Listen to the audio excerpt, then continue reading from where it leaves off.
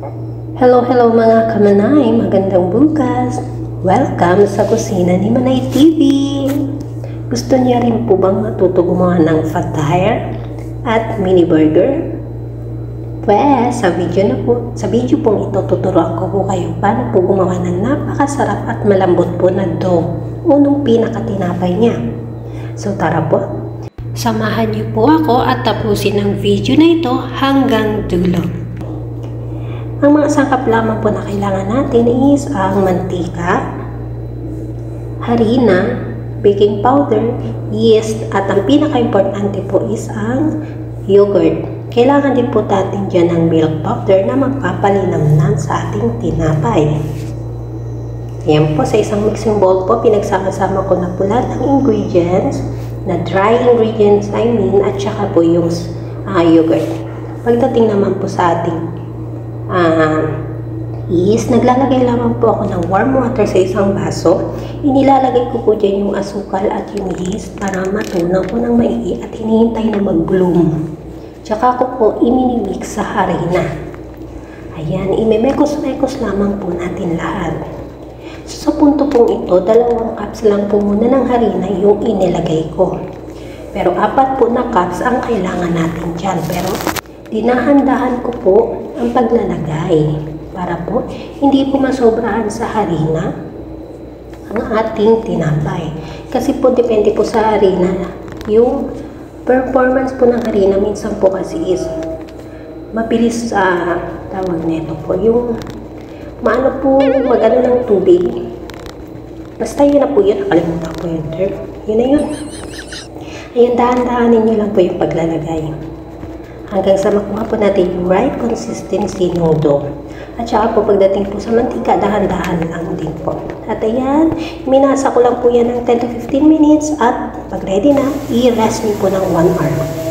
Sa kabilang banda po, kailangan po natin mag-isa ng bawang at sibuyas at maliliit na carrots at green bell pepper. Ito po ang ipapalaman natin sa fatire na tinatawag dito sa gitna silangan. Ayan.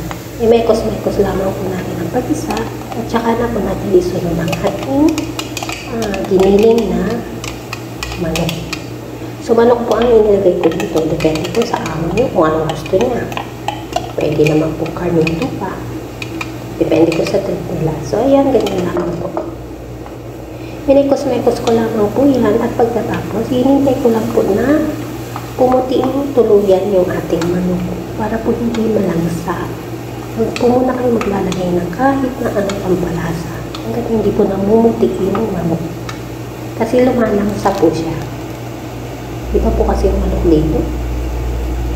Ngayon naglagay naman po ng baharat, turmeric powder, at saka paminta. Wala pa po ako asin na nilalagay kasi masabaw pa po yung ating inekos-mekos na papalaman sa tinapay. So, kailangan hintayin po natin na mag-reduce yung kanyang tubig. Tsaka po natin ilalagay o lalagyan ng pampalasa na asin. At kapag na-reduce na po yung tubig niya, maglagay na po tayo ng asin. According to taste niyo po, bahala na po kayo kung gaano kadami. At syempre, huwag kalimutan ang kamon. Yan, ganyan lamang po siya. Kung sa Pilipinas po kayo gagawa, pwede na po asin, paminta, at mga garnish seasoning ang ilagay niyo. Ayan, takpan lang po natin hanggang sa tuluyan na lumambot at maluto yung karne natin. At syempre, tikman natin kung okay na ba siya. Baka mamaya, medyo kulang ba yung lasa.